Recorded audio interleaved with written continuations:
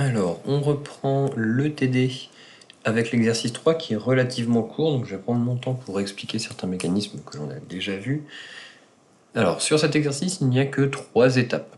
Les premières étapes, notamment celle vers A, on l'a vu dans la vidéo précédente, c'est le mécanisme similaire à la protection. Alors là, vous êtes juste en présence d'un dithiol, au mieux d'un diol. Alors un dithiol, c'est quand vous avez SH à la place de OH. Donc en fait, vous avez l'étape numéro 1 vers A de l'exercice 3 qui est la même étape que l'étape vers A de l'exercice 2. On va revoir ça ensemble, ça vous permettra de voir un deuxième exemple. Ensuite, on a une réaction un peu spéciale d'hydrogénation en présence de nickel de Raney. Vous allez voir un petit peu ce qui va se passer.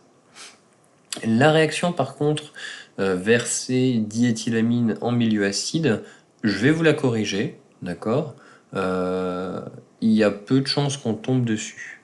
Très honnêtement, je vous interrogerai pas là-dessus. Ce ne sont pas les réactions les plus évidentes déjà. Vous avez beaucoup de choses à voir, surtout à distance. Donc je pense, vous regardez dans votre cours. De toute façon, je vous l'avais dit en amphi. Après la synthèse des thioacétals cycliques, toute la partie synthèse d'imine, énamine, oxymidrazone, d'accord, pas plus, celle d'après oui, mais on va dire que ces 3 slides-là, voilà, imine, énamine, oxymidrazone, vous ne tomberez pas dessus en DS. Donc je vous corrige quand même la C pour que vous ayez une idée, mais voilà. Donc cette réaction-là, alors qu'est-ce que l'on a? On a phénylacétone, ok. Vous avez, donc on est toujours dans le TD5, le dernier TD, et on attaque l'exercice 3. On est en présence de ce type de composé, donc vous avez un cycle aromatique, une cétone, carbone et triple liaison. Voilà. Et on vous dit, première étape, on vous met en présence de dithiol et d'acide. Alors la première étape, donc c'est un mécanisme qui est similaire aux protections. Première étape, vous allez utiliser l'acide. Le mieux, c'est de prendre l'H2SO4, ça marche très très bien. Comme on a vu dans la vidéo précédente, je vais aller un petit peu plus vite, on a les doublés de l'acétone qui vont être capables de récupérer le H acide ici. Voilà. Vous allez former votre produit avec une cétone qui est dite activée, parce que vous avez une charge plus, ça la rend encore plus électrophile. Voilà. Et cette forme-là, comme dans l'exercice précédent, elle est en équilibre avec cette forme-là. Voilà. Avec la charge plus ici sur le carbone.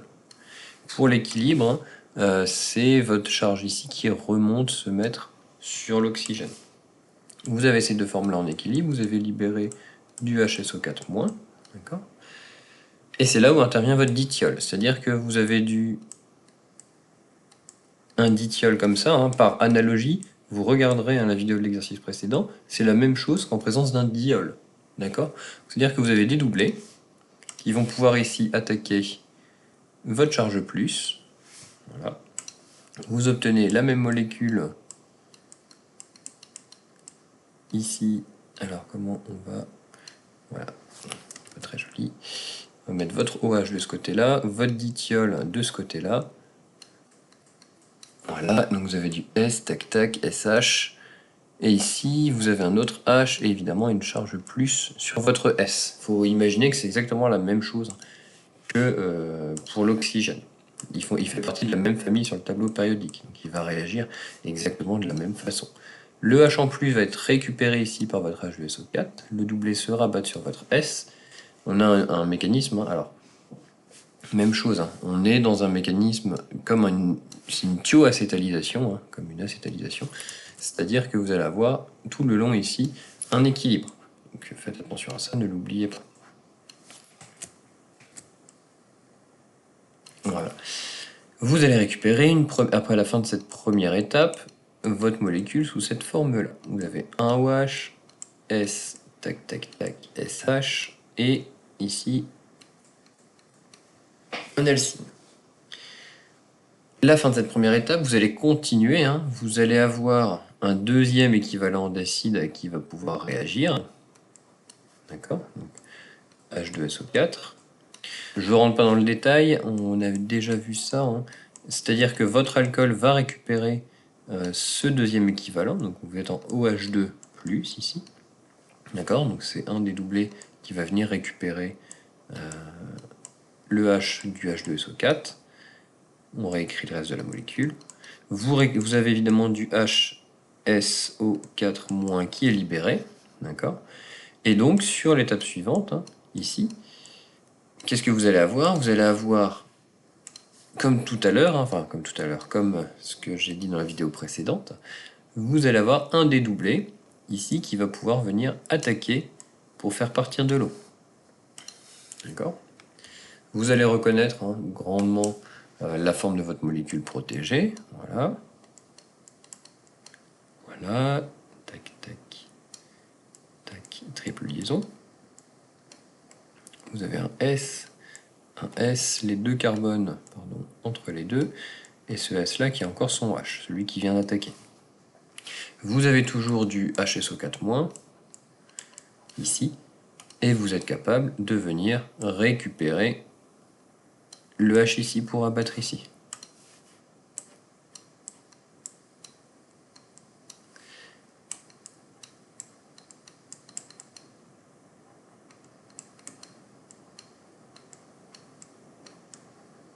Et vous récupérez votre produit avec votre thioacétal cyclique. D'accord? Ça, c'est un thioacétal cyclique. Un thioacétal cyclique. Voilà. Ce serait un acétal si vos soufres étaient des oxygènes, mais là, c'est un thioacétal. Vous êtes en présence de soufre. Un petit coup d'œil, c'est ce qu'on vous donne ici sur la correction, la molécule A. Donc, vous avez bien votre molécule A. Si vous voulez hein, casser les équilibres, même chose, je ne vous l'ai pas explicité, mais ici évidemment on reforme aussi de l'H2O. Il faudra ici agir sur cette quantité d'eau, c'est-à-dire l'éliminer, par exemple avec une distillation de Dean Stark en cours de réaction. Ça, je vous renvoie sur le cours. Ça vous permet, le montage de Dean Stark, d'éliminer l'eau en cours de réaction. L'étape suivante sur votre composé A, on vous dit qu'on fait une hydrogénation en présence de nickel d'urané.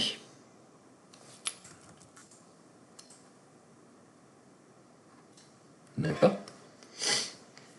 Du nickel d'urané. Alors il y a deux choses qui vont se passer ici aussi. Hein. Alors la première, dans votre cours, ce n'est pas le cas des acétals, c'est-à-dire le même type de cycle mais avec des oxygènes ici. Ça, c'est pas possible. Mais dans le cas des thioacétals comme vous avez ici, vous êtes capable de casser les liaisons carbone-soufre.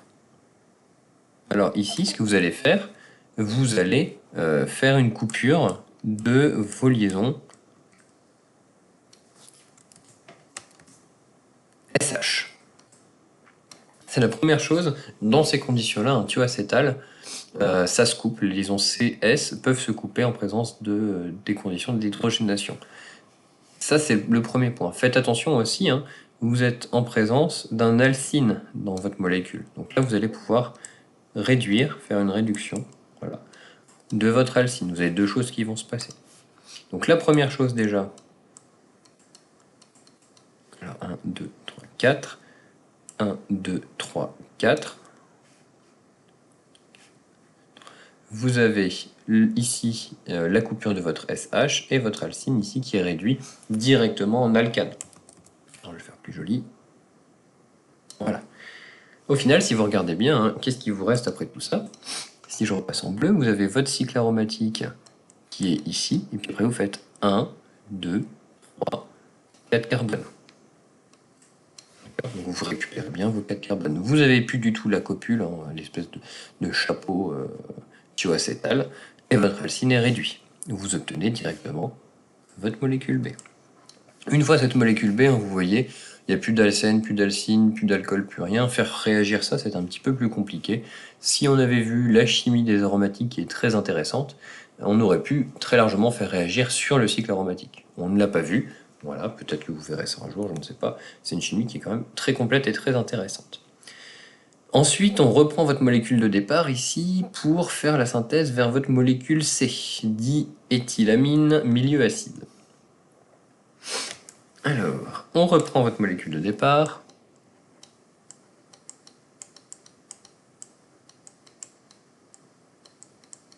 Et on vous dit que vous êtes en présence de diéthylamine. Alors, diéthylamine. et d'acide. Même chose, hein, acide, on va prendre du H2SO4. Pour écrire le mécanisme de ça, et on vous dit à la fin que vous avez un énamine, ou une énamine. Un énamine. Même chose, hein, vous allez considérer que vous passez par votre... On pourrait écrire, c'est pas grave. Voilà. Vous récupérez un H acide ici. Alors ce mécanisme, hein, je vous l'ai dit, vous ne serez pas interrogé dessus, mais comme il est sur le TD, ben voilà, on va le corriger, ça, il n'y a pas de souci. Vous allez vous retrouver, après la première étape ici, avec une cétone qui porte une charge plus, ça ne change pas, hein. En plus on l'a revu tout à l'heure avec le mécanisme de la thioacétalisation à l'instant. Elle est en équilibre avec cette forme, toujours.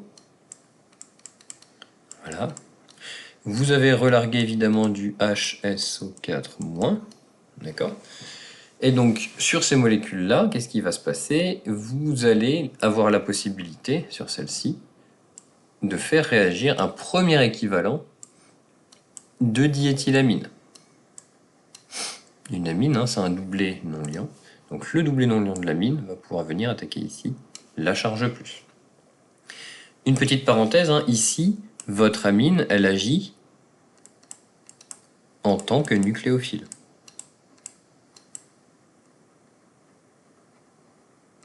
On va voir les deux côtés, hein. Je vous ai toujours dit, une base nucléophile, il y a un certain équilibre. Hein. Tout nucléophile est base et toute base est nucléophile. C'est juste un caractère qui prend le dessus sur l'autre. On obtient une molécule avec l'addition de la diéthylamine, donc votre OH ici d'un côté, votre N. Alors, je vais la dessiner un petit peu plus grand, sinon ça va être compliqué pour vous. Voilà. Vous avez votre OH d'un côté, votre N qui vient de s'ajouter. Alors je dessine avant le reste de la molécule pour voir la place que j'ai. C'est une diéthylamine, donc vous avez bien les deux éthyles, et en plus ici vous aviez un H. Votre azote fait 4 liaisons, ce qui n'est pas normal, il en fait que 3. Donc on a bien le N+. Alors on retombe toujours sur des choses qui sont similaires, hein. Donc là on a un H en trop, le HSO4- qui est dans notre milieu va venir récupérer pour rabattre le doublet sur l'amine. Sauf que la chimie des amines, c'est pas quelque chose qu'on a fait beaucoup ensemble, hein. Mais voilà, ça fonctionne à peu près la même chose comme un oxygène, sauf que l'amine, rappelez-vous, elle fait 3 liaisons, au lieu de 2 pour l'oxygène. Et vous retombez ici sur... Voilà, on va l'écrire comme ça. C'est pas le plus joli, mais au moins c'est écrit. Comme tout à l'heure, hein, ça ressemble beaucoup au mécanisme vu précédemment, vous allez refaire agir un acide. Voilà. Alors, sauf erreur de ma part, je regarde dans votre cours, voilà, même chose, hein, je ne voulais pas préciser, mais toutes ces étapes sont bien évidemment en équilibre. D'accord? Je voulais juste vérifier, mais en effet, c'est bien en équilibre.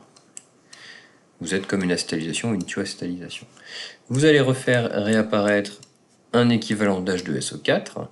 Vous allez obtenir le même type de molécule. Voilà. Et la chance que vous avez ici, c'est que votre amine, elle a un doublet.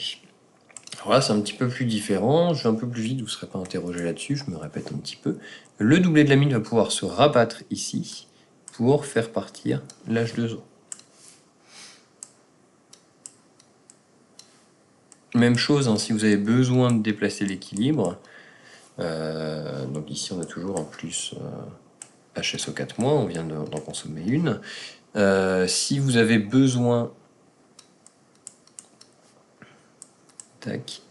N diéthyl. Voilà. Votre N, par contre, ici, il fait toujours 4 liaisons. Hein, il vient de se rabattre, le doublet. Donc, il se passe ça.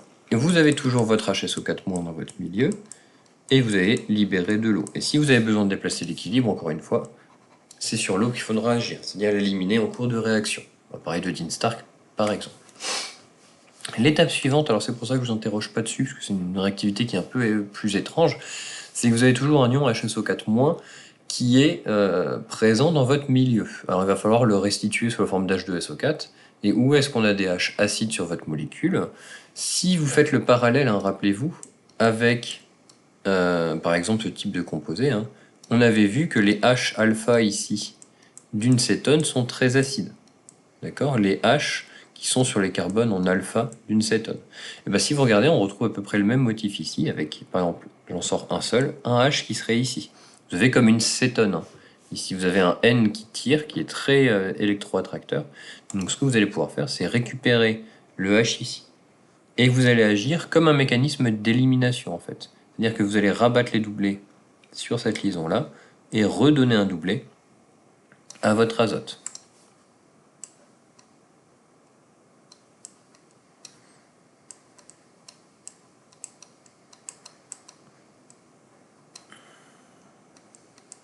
Vous allez avoir du coup ici un alcène.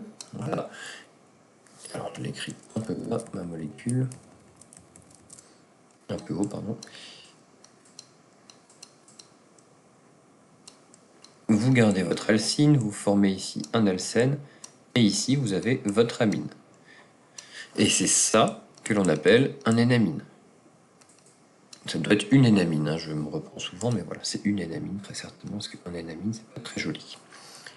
N-amine, parce que vous avez N pour l'alcène, ici, et évidemment, amine pour l'amine, ici. Voilà, donc ça c'est votre molécule C. Vous avez formé votre énamine. C'est techniquement, vous voyez, voilà, sur ce qu'on attendait la correction, je vous le donne ici. Toute cette partie, hein, je me répète, imine, énamine, oxymidrazone, je vous interrogerai pas dessus. Voilà. Question PD, on n'a pas beaucoup de temps pour les faire. Et en plus, c'est un peu compliqué en ce moment, on est à distance, tout ça, donc je ne peux pas me permettre de vous interroger sur des choses que l'on aura vues à la toute fin, comme ça, c'est un peu compliqué. Voilà, si vous avez des questions, évitez les questions. Alors vraiment, si ça vous intéresse, hein, les questions sur le mécanisme de l'énamine, vous pouvez. Je voulais juste expliciter ici, principalement sur les autres exemples, hein, si vous avez des questions, voilà. N'hésitez pas.